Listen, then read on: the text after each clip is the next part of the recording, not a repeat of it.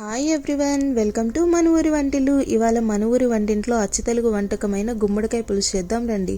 మన ఆంధ్ర సైడు సంక్రాంతికి ఖచ్చితంగా వండుకునే స్పెషల్ వంటకంలో గుమ్మడికాయ పులుసు కూడా ఒకటండి.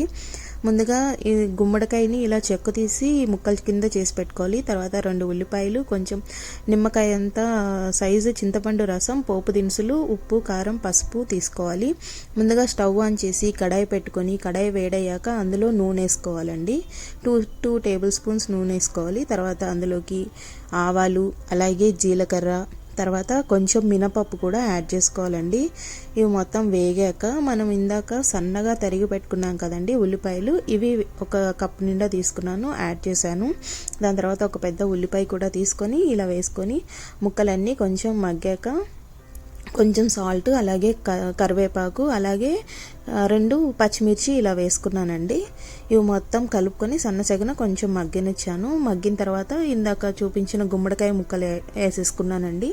దాని తర్వాత కొంచెం పసుపు వేసుకున్నాను. ఇవి మొత్తం ముక్కలకి పట్టేలాగా కలిపి సన్నసెగ మీద మూత పెట్టి కొంచెం సేపు మగ్గించుకోవాలండి. గుమ్మడికాయ ఈజీగానే ఉడికిపోద్దండి, ఎక్కువ టైం తీసుకోదు. ఇలా ముక్కలన్నీ మగ్గాక ఇందులోకి ఒక 1.5 స్పూన్ కారం వేస్తున్నాను. ఈ కారం కూడా ముక్కలకి పట్టించి నీట్గా కలుపుకోవాలండి. అంతా సన్నసెగ మీదే చేసుకోవాలి. దాని తర్వాత చింతపండు రసాన్ని వేసుకున్నాను. మీ పులుపుకి తగినట్టు చింతపండు రసాన్ని వేసుకోవాలండి. దాని తర్వాత ఇందులో తగిన నీళ్లు పోసుకొని ఒకసారి బాగా కలిపేసుకోవాలి. ఇలా కలుపుకున్న దానిలో కొంచెం బెల్లం వేసుకొని మీడియం ఫ్లేమ్లో పెట్టుకోవాలండి మంటని. దాని తర్వాత ఇలా మూత పెట్టి మీడియం ఫ్లేమ్లో కొంచెం సేపు ఉడికించుకుంటే మన గుమ్మడికాయ పులుసు రెడీ అయిపోయింది. నూనె ఇలా బయటకు వస్తుందండి. బయటకు వచ్చిన దాకా ఉడికించుకోవాలి.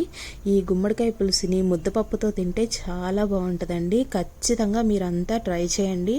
ట్రై చేసి ఎలా ఉందో నాకు కామెంట్ చేయండి. రెసిపీ నచ్చితే please like, share and subscribe.